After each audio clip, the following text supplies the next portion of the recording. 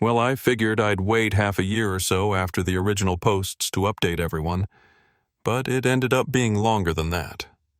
Yes, things did go bad again. But not really for me for the most part. I'm pretty much fine, if not almost unscathed, since last Christmas. Apart from the time my parents and Dan came to me for money, as my last post told, and a more recent confrontation between me and SIL, you will read about here. I did get a few cameras for my house, including a Ring doorbell in front. I didn't tell my family about the cameras just in case, but thus far, no one has attempted a break-in. I think the way I outed them all before scared them into leaving me alone, for the most part anyway. I've taken to renting out 2 of the rooms in my house, one to a close friend, the other to a friend of said close friend. Both have been fantastic tenants. They know to keep quiet and leave me alone most of the time, and even have small refrigerators they keep in their rooms so they don't need to keep any of their drinks in the main fridge. The deal I gave them on rent was too good for them to pass up. It increased my monthly income well, and even after taxes, I'm still monthly putting away some decent amounts in the bank since the rent money pays a good chunk of my monthly mortgage. You're all probably wondering how my parents, brother, and Essel took to me renting out those rooms to friends. Well, the answer is, not well. My father and Dan stayed out of it, but SIL freaked out, which made my mother come crying to me over how I could have rented those rooms to Dan and his family instead. We had a bit of an argument in which I pointed out, for one thing, they fucking broke into my house before to try and steal it. She wouldn't want to let someone who did that move in with her. Also, there wasn't enough room for me, Dan, and his entire family in my house. Not that I'd ever share a roof with them anyway. It's a 3-bedroom and a manufactured home, no less. I have the master bedroom and its adjoining bathroom. That would have left only 2 small rooms for Dan, SL, and 4 kids. Not to mention they'd be annoying AF to me all the time. Also, she knows very well I can't be around Sil because she intentionally antagonizes me, and they all mocked me when I was homeless before. Besides, my current tenants are both single guys in their 30s I get along with. My mother had some sobbing excuses for a while, but she finally let it go and admitted she was just desperate. Edit. Parents found out I was renting rooms out because SIL basically stalked me in some way. Then she told my parents, and then my parents contacted me. And then my mother came over to cry about it. Since then, my parents haven't bothered me once about the house. So things are good for me. My parents and Dan, not so much.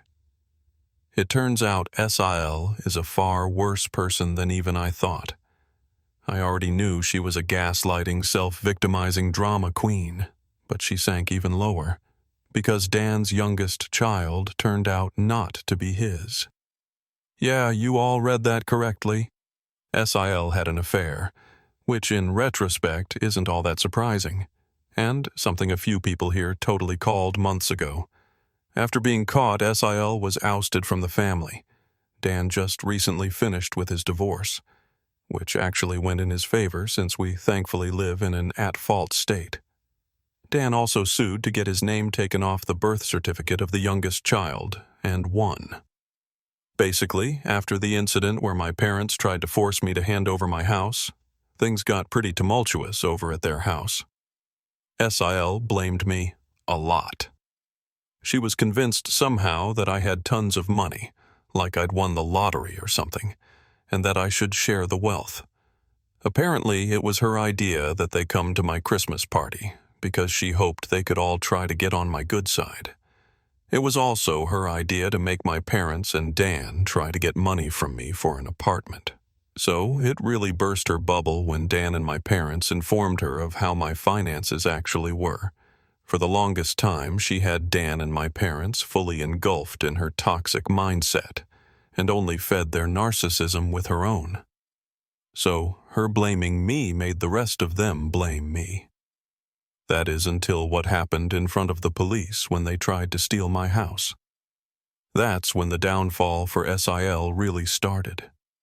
My parents and Dan were apprehensive about coming to my Christmas party after the way I'd outed them, but SIL convinced them to just throw together a few cheap gifts from what they could get at the last minute and just show up, because he'd never throw us out once we're already there.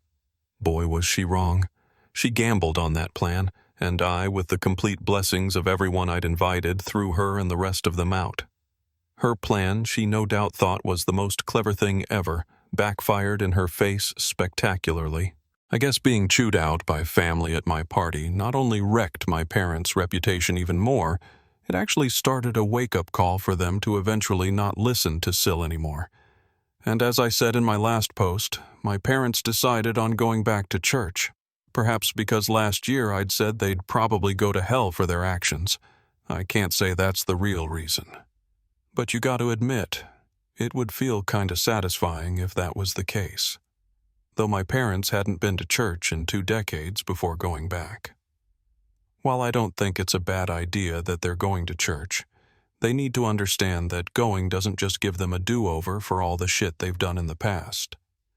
But I have a little faith they're at least trying, because my parents came to my house without Dan to personally apologize to me after they'd seen an animated video of my first 3 posts. That's right. They've known about this Reddit account for a long time now. They also know everything I'm saying. Yes, they're unhappy about it, but I feel everyone here deserves an update since it's anonymous. For my parents and Dan, though, watching an animated video of themselves and their own actions was a great way to make them see what kind of people they really are, and they came over to apologize to me later. I'd never seen my father apologize like that to anyone. And the man isn't a good actor, so this felt genuine. They fully acknowledged what they did to me and how there's no excuse for any of it. They even described themselves as narcissists and admitted the truth that they had wronged me very badly. Then they went on to blame SEL for a lot of things.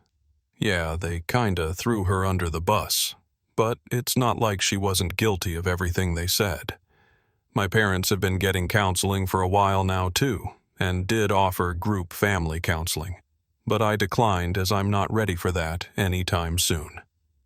Dan himself didn't apologize to me for some time, but he looked extremely remorseful any time the past was brought up. Meanwhile, Dan and SEL's marriage absolutely fell apart. It wasn't a crumble, it was a cascade. Without me as the scapegoat black sheep ATM that they couldn't mock or try to get money from anymore, and after the public humiliation of social media, my Reddit posts, and the animated online video, Sil finally let out enough of her toxic on Dan and my parents for them to realize she's not the person they thought she was.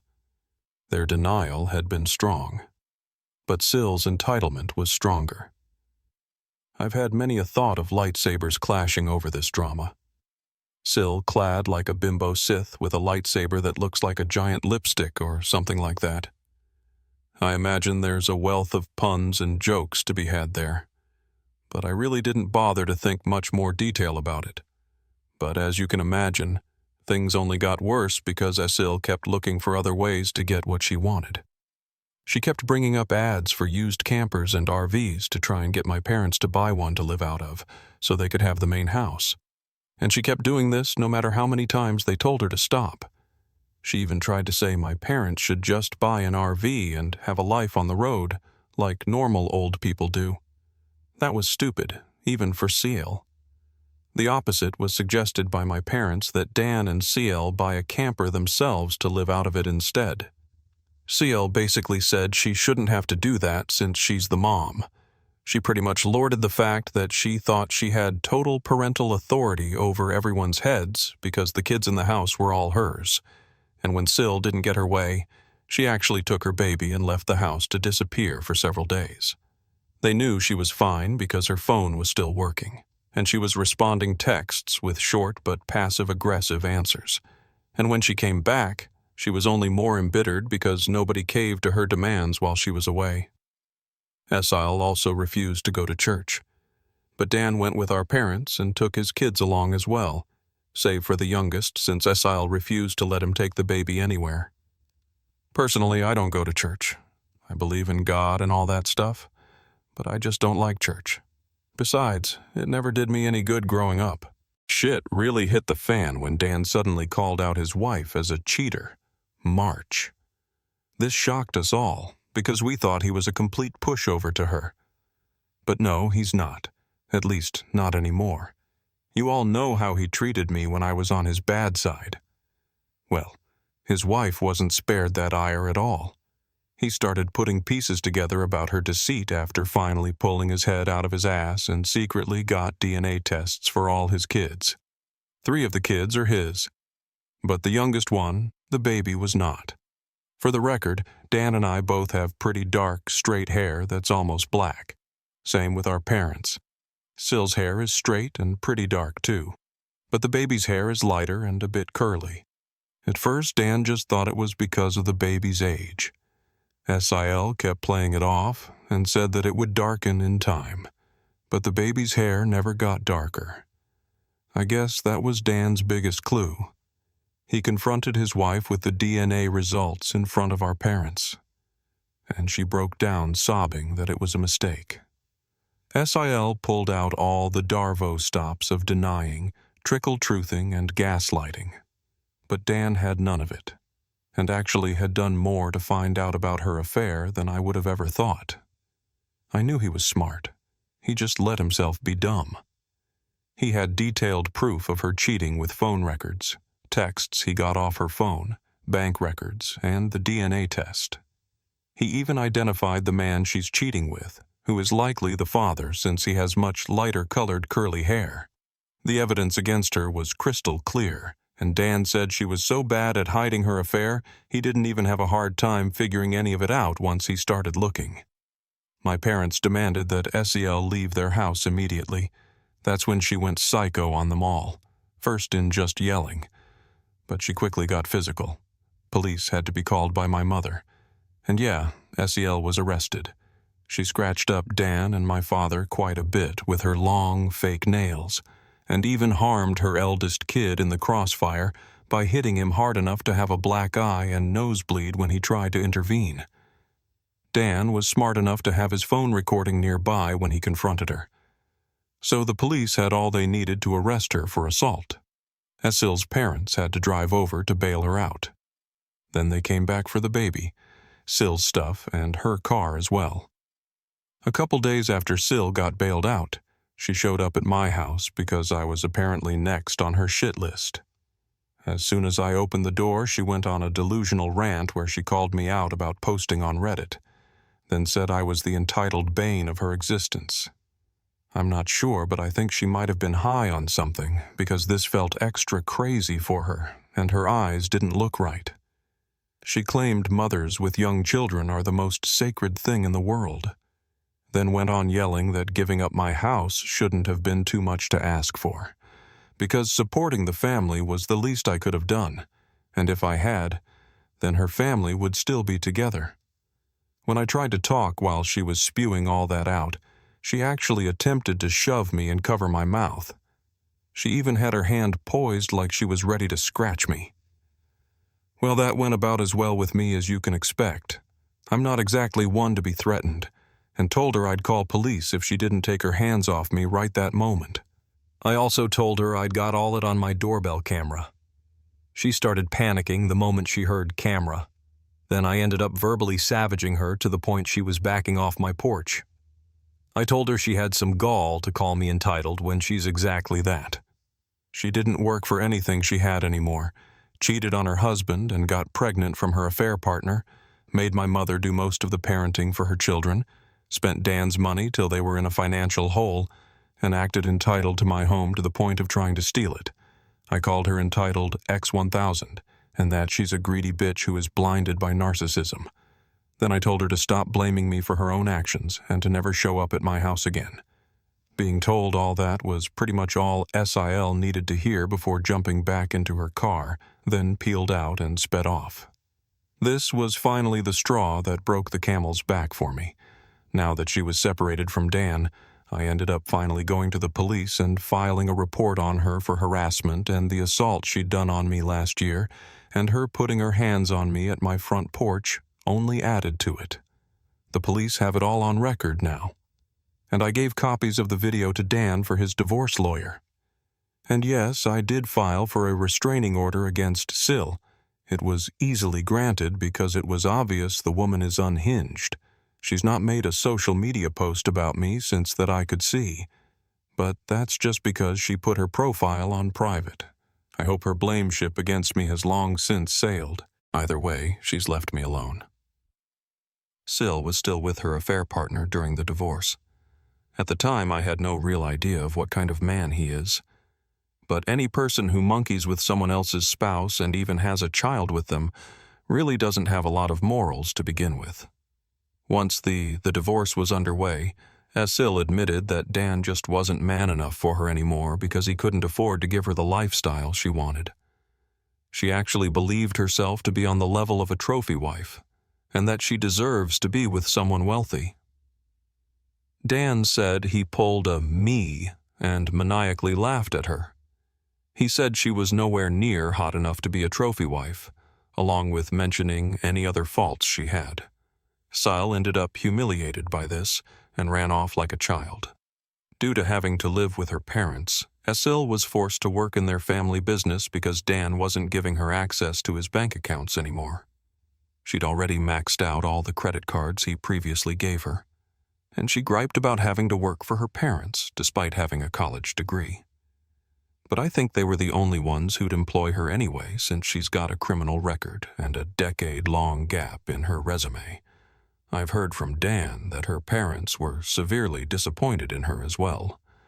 But that was just a rumor. They could be just as bad as her, for all I know. Either way, the shit show of a divorce really took off once it got going.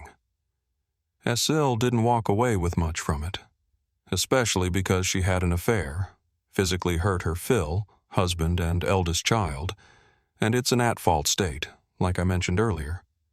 So she kissed any chance of getting her way goodbye. I'll go into detail about it in the final post. Dan's lawyer pulled some strings to get the divorce started as fast as possible. But it cost him. I don't know the more specific details or how much it all cost. They never told me. SIL, on the other hand, was financially backed into a corner very badly. And you know what can happen when you corner an animal. She fought back. But the law was not on her side, nor was her dwindling finances. Sil's parents had to pay for a lawyer for her, and not a very good one. Also, she actually brought her affair partner to the divorce court to testify on her behalf. This guy was a real piece of work. He had a bronze tongue and a charming smile he tried to use to his advantage. He claimed SIL had been wronged by an incompetent husband, which is why she sought the arms of another man. He claimed he was ready to take responsibility for his child he had fathered with SIL, but that SIL would still be needing the alimony for helping support herself and care for said child. He remarked that because Dan at the time was still on the birth certificate, alimony should be one of his obligations. Dan said this guy used big words and a charming smile, but seemed an extra special kind of stupid. And coming from Dan, that's saying something. The judge was also not swayed in the slightest, and told the bronze-tongued lout that he was a hypocrite for saying he was ready to take responsibility for his own child, while also holding his hand out for money from the man whose marriage he'd helped ruin. That shut him up. Dan was prepared to sue his wife's affair partner for alienation of affection too. However, that fell through. I guess it would have been on Dan to prove how much she loved him before the affair started. But after her mask came off and we saw the real her, we're not sure if she ever really loved him at all, or if she just loved having a meal ticket. Someone here pointed out SIL probably kept popping out kids to avoid getting a job, and you may have been right.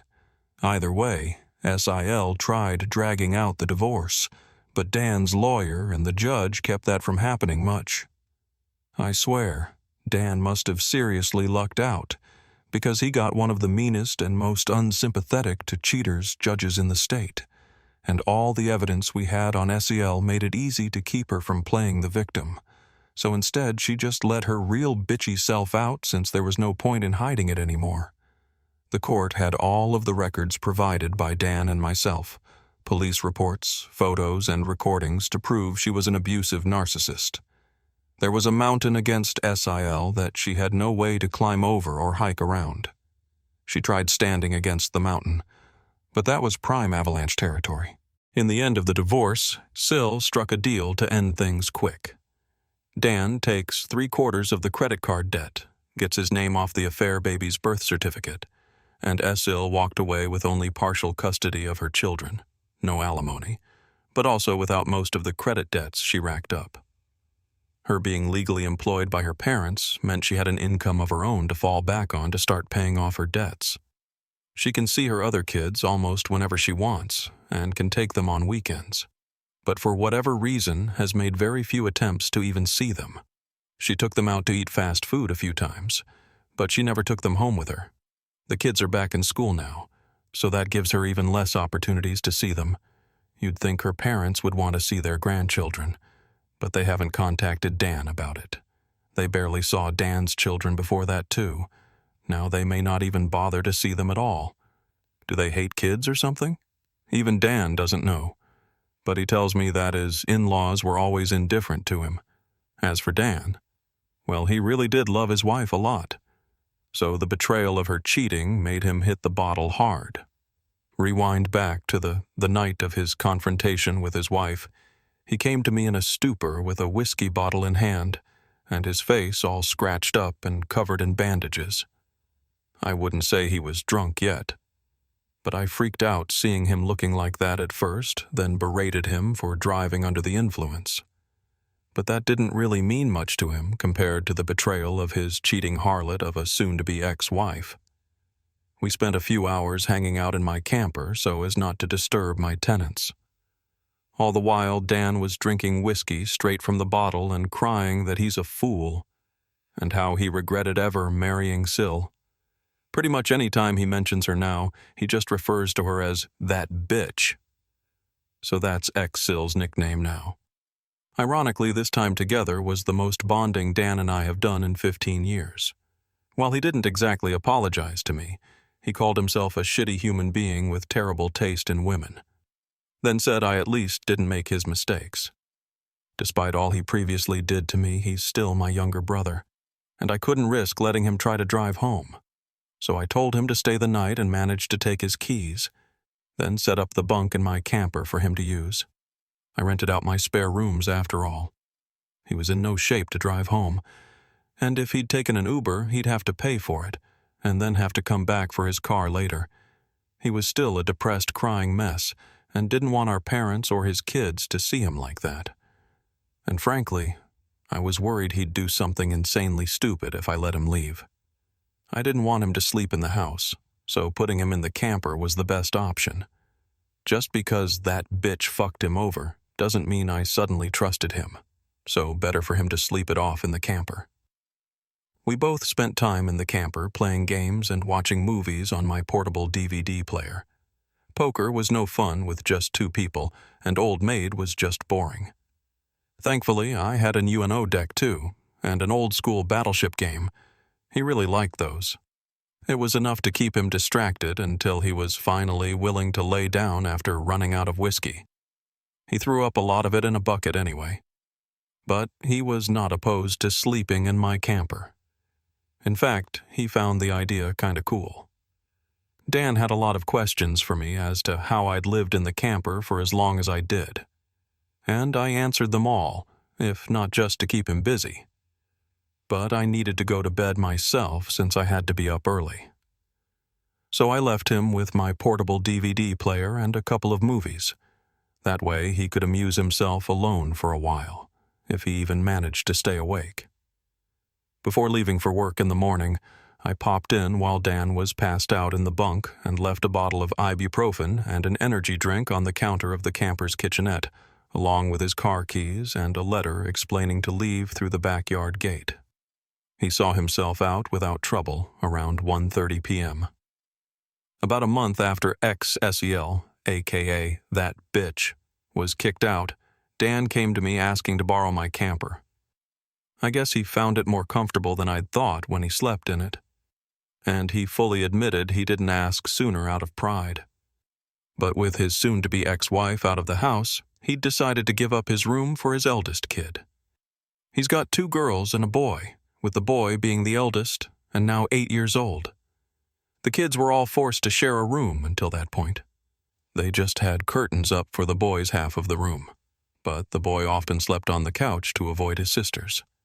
I know the poor kid was really desperate for his own room. So I guess Dan decided to finally make a better decision as a dad, and came to see me in order to beg to borrow my camper so his son could have his room.